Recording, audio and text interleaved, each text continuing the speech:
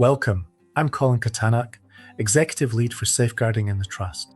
This safeguarding training is for contractors, service providers, and adult volunteers working in Midsomer Norton Schools Partnership Trust schools from September 2026. It is based on the latest Department for Education updates to keeping children safe in Education 2026. Whatever your role, safeguarding is part of your responsibility while you are on site. Thank you for watching. You may not teach lessons or lead pastoral support, but you still see children, hear things in passing, and notice what others might miss during the normal school day. As an adult visiting or working in the school, you are part of the collective adult body that has a clear duty to safeguard all children in our care. That matters because one small concern, picked up early and passed on properly, can help protect a child from ongoing harm. Over the next few minutes, we'll look at what safeguarding means for you, what signs to be aware of, and what to do if something doesn't feel right. You are not expected to investigate. You are expected to notice, respond appropriately, and report concerns without delay. That's how schools work together to keep children safe. Before we begin, please be aware that this training discusses abuse, neglect, exploitation, and other safeguarding concerns that some people may find upsetting. Please take a pause if you feel upset by any content. The content is important for the training, and we want you to be as comfortable as possible with the information shared in this training video. Your well-being matters to us. If you need any further support, contact your employer or a support agency such as the Samaritans. These issues are difficult, but they need to be understood clearly because children are safest when every adult around them knows how to recognize concerns and act properly. We'll cover the signs that may raise concern, how to respond if a child speaks to you, and how to pass information on quickly, factually, and through the right channels. The aim is simple. By the end of this training, you'll feel clearer about your role and more confident about what good safeguarding practice looks like in everyday school life. The training has been updated to reflect the DFE updates Keeping Children Safe in Education 2026. Safeguarding matters because children need school to be a place of safety, stability, and trust. For some children, it may be the one place where changes in their well-being are noticed. Teachers are not the only adults who see what's going on. Site staff, transport providers, catering teams, agency workers, volunteers, cleaners, therapists, and visiting contractors all move through spaces where important details can surface. You might notice a child who seems unusually withdrawn near collection time. You might overhear language that suggests fear at home. You might spot repeated injuries that don't quite fit the explanation given. On their own, each detail may seem small. Put into context, they can form part of a much bigger picture. That's why safeguarding is never only about dramatic moments. Very often, it begins with ordinary professional curiosity and the willingness to take a concern seriously. In school environments, children may show distress in subtle ways. A change in mood, a pattern of lateness, anxious behavior around certain adults, or signs of unmet basic needs can all matter. You do not need proof to raise a concern. If something feels troubling, the safe response is to notice it, record what you observed, and make sure the right person knows. Let's make your role clear. You are not expected to diagnose abuse, interview a child, or decide whether a concern is serious enough. Those decisions sit with designated safeguarding staff such as the DSL and other professionals. Your role is more focused and just as important. Notice what you see or hear, respond appropriately in the moment, and report it through the school's safeguarding process. That usually means 3 practical steps. Observe carefully, record factually, pass it on promptly. Observe carefully means paying attention to what is actually there, not filling gaps with assumptions. If a child seems frightened, upset, or unusually guarded, note the behavior you witnessed. Record factually means sticking to the detail. Write down what you saw, what you heard, when it happened, where it happened, and any exact words used if a child spoke to you. Pass it on promptly means telling the school's designated safeguarding lead, or the person the school has identified for reporting concerns, without waiting to see if it happens again. If you're unsure who that person is, find out before you begin work on site. Good safeguarding practice starts with knowing the reporting route in advance. So the standard is simple. Stay alert, stay within your role, and never keep a safeguarding concern to yourself.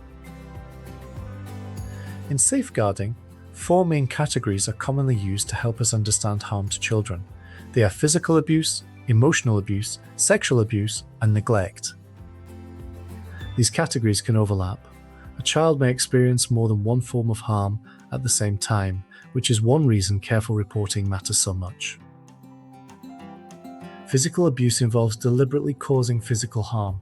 In a school context, you might notice unexplained injuries, repeated bruising, flinching when an adult comes close, or explanations that change over time.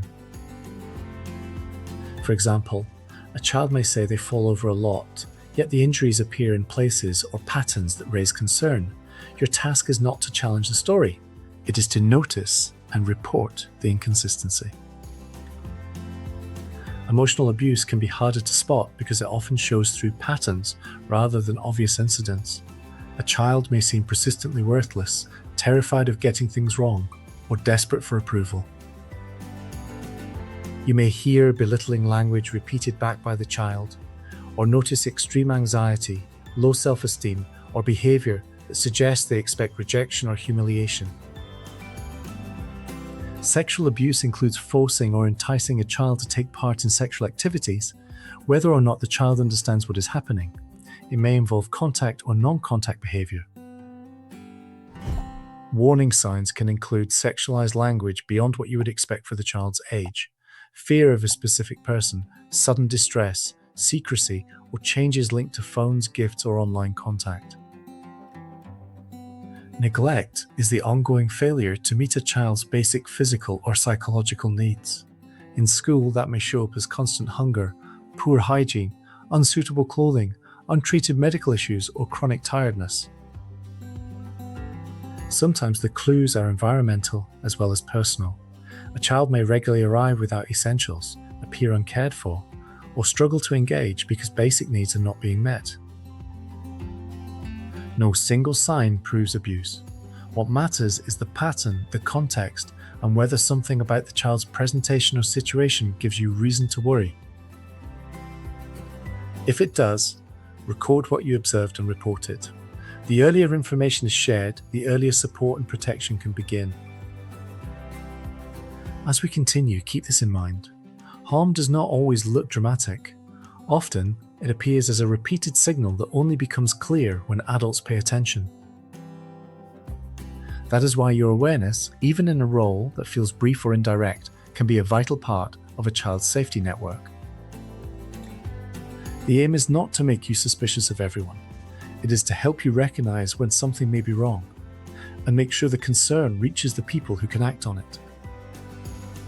Safeguarding today also means being alert to risks that may be less visible at first glance.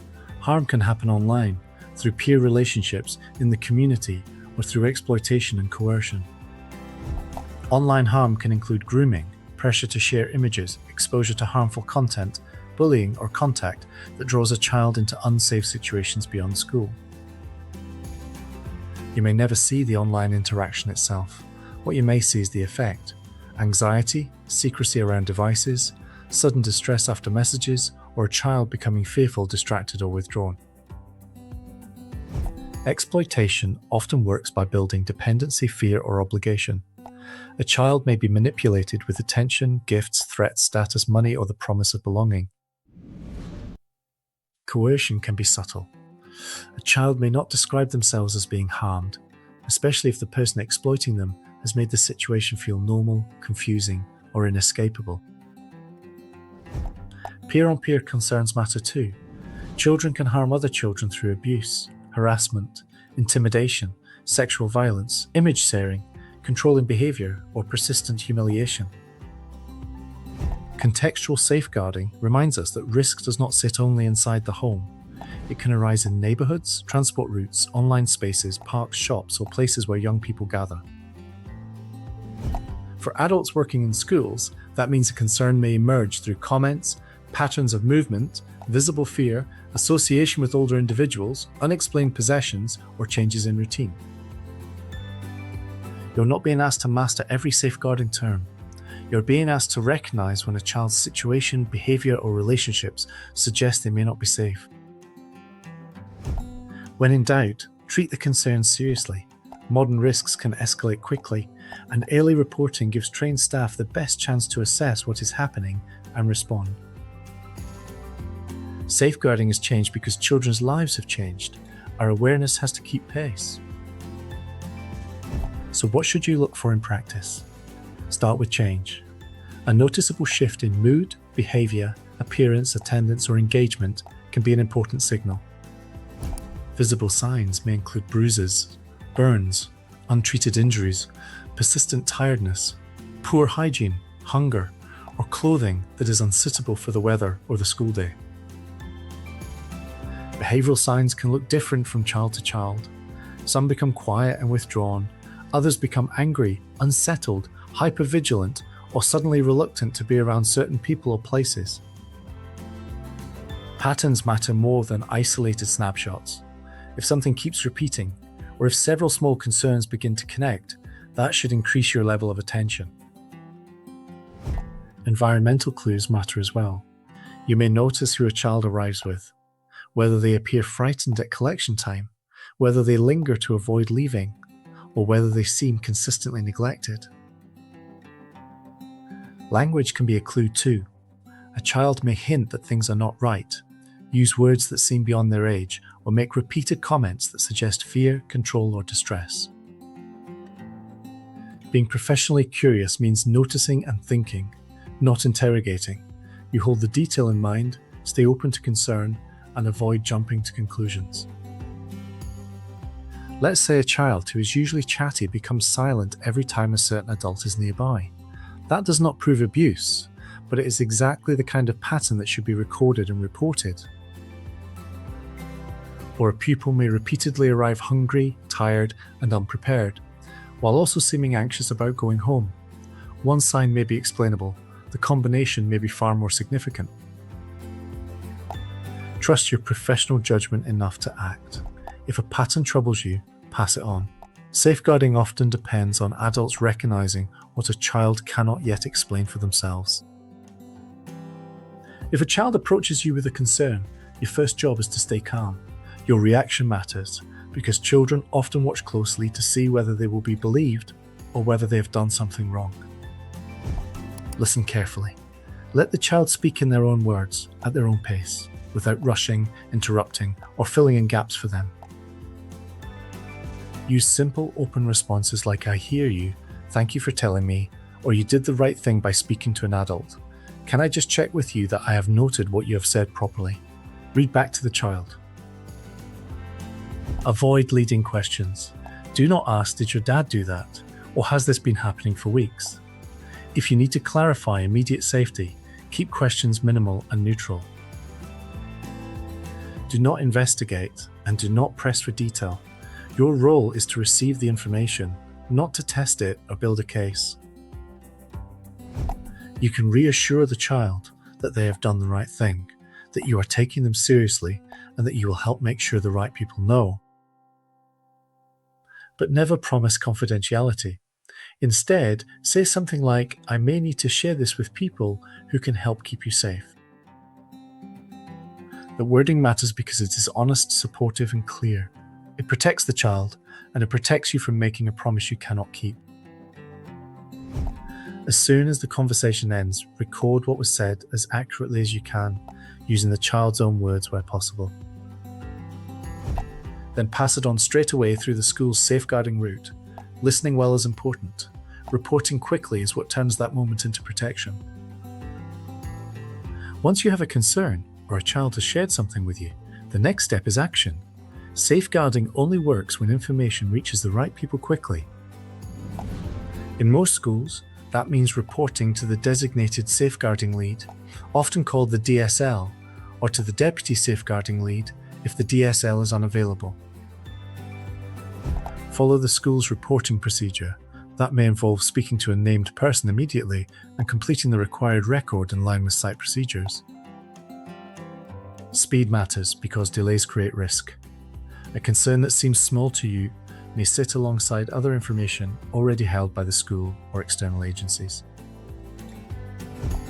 When you report, include the facts. Say what you saw, what you heard, when and where it happened, who was present, and what action you took at the time. If a child spoke to you, keep to their words as closely as possible. Put direct phrases in quotation marks when recording, rather than replacing them with your own interpretation. Avoid opinion-led language like "I think the parent was abusive" or "this definitely happened at home." Report the observable detail, not the conclusion. If there is an immediate risk of harm, follow the school's urgent safeguarding or emergency procedures straight away. In that moment, waiting is not a safe option. Good reporting is clear, factual, timely, and passed to the right person. It gives safeguarding leads what they need to assess risk and decide next steps. So if you're ever unsure whether to raise a concern, remember this. It is better to share a genuine worry than to stay silent and hope it goes away. Professional standards and boundaries are a core part of safeguarding. Clear boundaries help create safe, respectful environments for children, and they also protect adults from situations that can be misread or become unsafe. In practice, that means behaving in ways that are appropriate, visible, and consistent with the school's expectations at all times. Avoid unnecessary one-to-one situations behind closed doors where possible. If your role requires direct contact, follow site procedures and keep the setting professional and transparent. Do not use personal jokes, comments about appearance, overfamiliar language, or physical contact that is not necessary, appropriate, and understood within the setting. Never exchange personal contact details with pupils, connect on social media, or communicate outside authorized channels. Boundaries also apply to information. Keep safeguarding concerns private and only share them with the people who need to know through proper reporting routes. Small lapses in judgment can undermine trust, blur roles, or make children more vulnerable. Clear conduct reduces that risk. The goal is not distance for its own sake. It is professionalism. Warm, respectful, appropriate behavior creates safety because children know the adults around them are predictable and trustworthy. In safeguarding, the detail you notice may be the detail that changes everything. A brief comment, an uneasy reaction, a repeated absence, or a visible injury can be the start of a much bigger picture. You may never know the full story, and you may never see what happens next. That does not make your role smaller. It makes your decision to report even more important. Safeguarding systems work by joining information together. What seems minor in isolation may confirm a pattern when combined with concerns raised by others. That is why silence carries risk. Waiting for certainty or assuming someone else will deal with it can leave a child without the help they need. Reporting a concern is not overreacting when it is done honestly and in good faith. It is part of responsible professional practice in a school environment. If something troubles you, act on it. Children depend on adults noticing the signs they cannot always explain and speaking up when it matters most. One observation can matter. One conversation can matter. One timely report can matter. Often, that is exactly how protection begins. As you finish this training, keep the essentials in mind. Stay alert to signs of harm. Take concerns seriously. Listen carefully if a child speaks to you, and never promise to keep safeguarding information secret. Record what you see and hear factually. Follow the school's reporting route and pass concerns on without delay. You are not there to investigate. You are there to help make sure concerns reach the right people. Remember the wider picture as well. Abuse can take different forms. Risk can exist online and beyond the home, and patterns often matter more than a single moment. Professional boundaries matter because they protect children, protect staff, and support a culture of trust across the school community. Above all, Safeguarding is everyone's responsibility. That includes you, wherever you work, whatever your job title, and however briefly you are in contact with children. Thank you for taking this seriously and for playing your part in helping keep children safe. If you want to learn more about keeping children safe in Education 2026, please visit the DFE website. Always follow the safeguarding procedures shared to you when you arrive at school reception, and if ever in any doubt, please ask a member of staff. Thank you for your attentiveness to this important and vital safeguarding training which adopts keeping children safe in Education 2026 updates. If you are at all unsure about a potential safeguarding concern, always speak to a member of school staff who will ensure the DSL is made aware and can offer advice. This training video is now concluded on behalf of the Trust. Thank you for your assistance in ensuring all of the children in our care across all of our settings are kept safe. This video was produced for volunteers, contractors, and other service providers who do not access the TrustFlick training. The training is valid from September 2026 and incorporates keeping children safe in Education 2026 updates. It does not replace our Trust safeguarding policy and local school procedures available from each school. Thank you for watching.